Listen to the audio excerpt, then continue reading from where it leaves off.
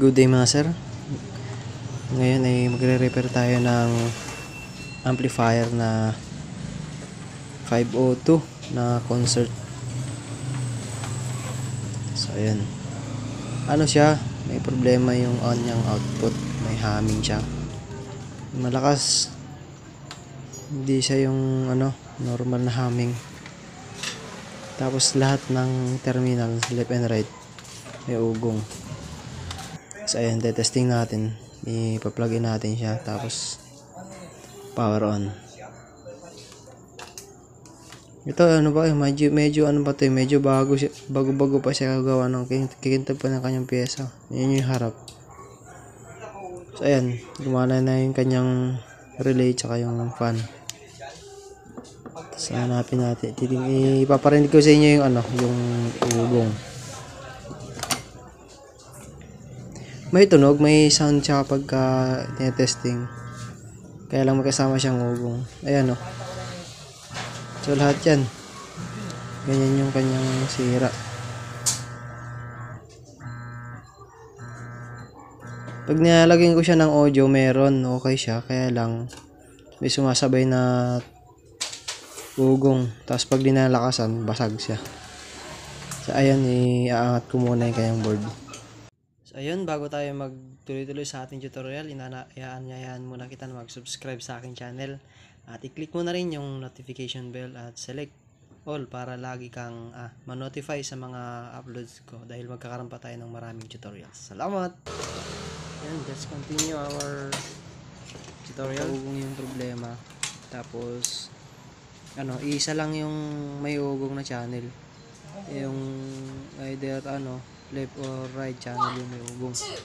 Pero both terminal left and right meron siyang ugong, kaya troubleshoot muna tayo sa capacitor.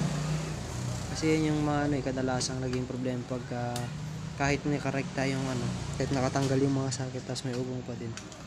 Capacitor rin po yung possible na problema. So ayan, tanggalin natin parehas, tapos try natin siya kakargahan ng supply. Tapos i-discharge natin siya kung meron nga ba siyang laman.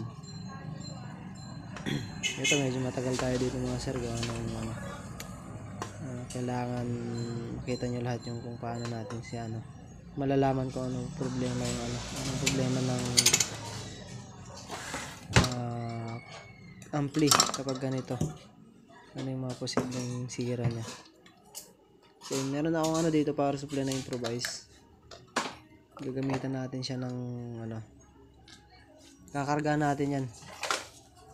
Power supply na DC. I-discharge natin siya gamit ang screwdriver. I-short lang natin siya. Diyan, mga ilang segundo lang. Siguro yung 10 seconds para malaman natin. Kakargahan lang natin siya ng mga konti lang. Itong capacitor na ito 63 volts dalawa parehas, tapos 10,000 microfarad. Boom. Yan. Ibig sabihin yung isa na yan, good dyan. Solidin natin siya konti. Solidin natin. Ito wala. Recharge natin konti.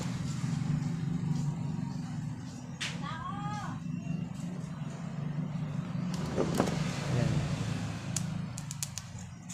So meron siya. Tapos yung isa naman, tingnan natin. Possible ito yung walang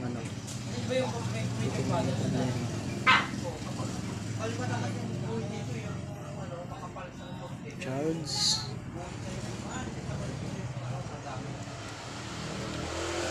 Tapos discharge natin. Wala ulit. Baka di masyado yung terminal. Pag wala pa rin yan, tapaltan na natin yan agad. Wala pa din. Ayan. So ayan, maghanap tayo ng kapalit nyan. Check out na lang din. Maghanap tayo sa mga board. Value pala nito ay 63 volts, then 10,000 microfarad. Parehas yan. Parehas yung voltahe nyan. Tsaka microfarad. So dito kuha tayo dito sa isang amplifier. Parehas lang to, yung voltahe niya. Galing din ito sa 502 na ano, amplifier eh. Concert din. Isa lang yung kailangan natin. Gawa ng isa lang hindi gumagana.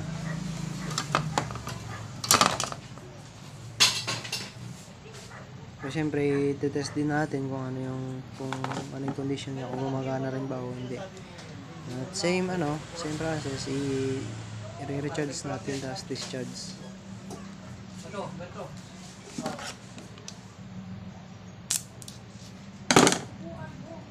Yan o, meron. Ulit. Baka di nyo nakita.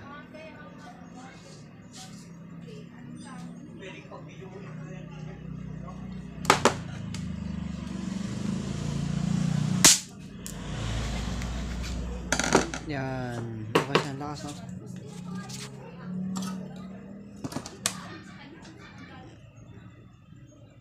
Yun. Ano lang natin. Lilinisin ko lang sa saglit. Tapos ikakabit na natin. Para troubleshoot natin kung ano pa yung mga problema na. Pero tingin ko ito lang problema nito. Unbalanced na kasi yung mga sir, yung supply na niya eh. Mas malakas na lang sa kanya either positive niya o negative.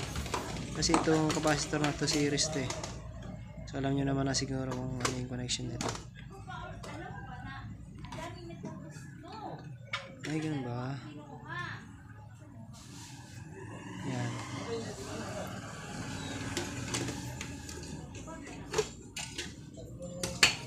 So, ihinang natin.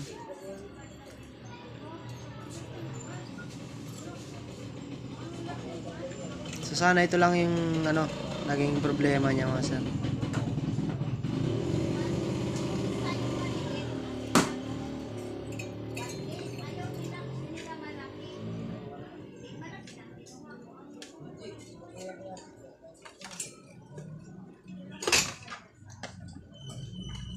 Baliktad yung connected yung kaya tinanggal ko siya ulit eh. Kaya natama pala yung dito lang ako konti.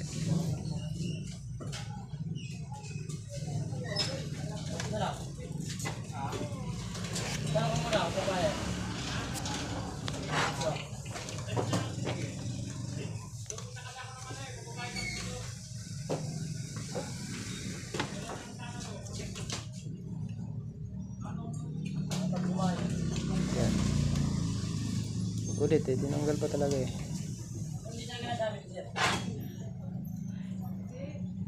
Pagtapos nito, testing na natin siya. Malaman na natin kung linis na.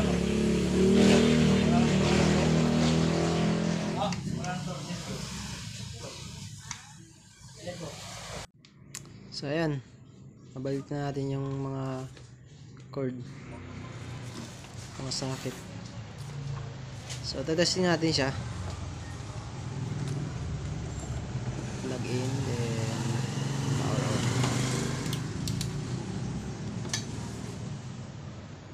Ayan, lagay lang natin yung speaker. So ayan, wala na siya, all goods. So testing natin lang siya ng pandalian para baka makapira tayo kung patatagalin natin yung kanyang audio, yung sound. So isang speaker na lang pinagana ko dyan, isang terminal na lang. So yun mga sir, salamat sa panonood. May natutunan kayo sa video na to, and don't forget to like and subscribe sa aking channel. Salamat!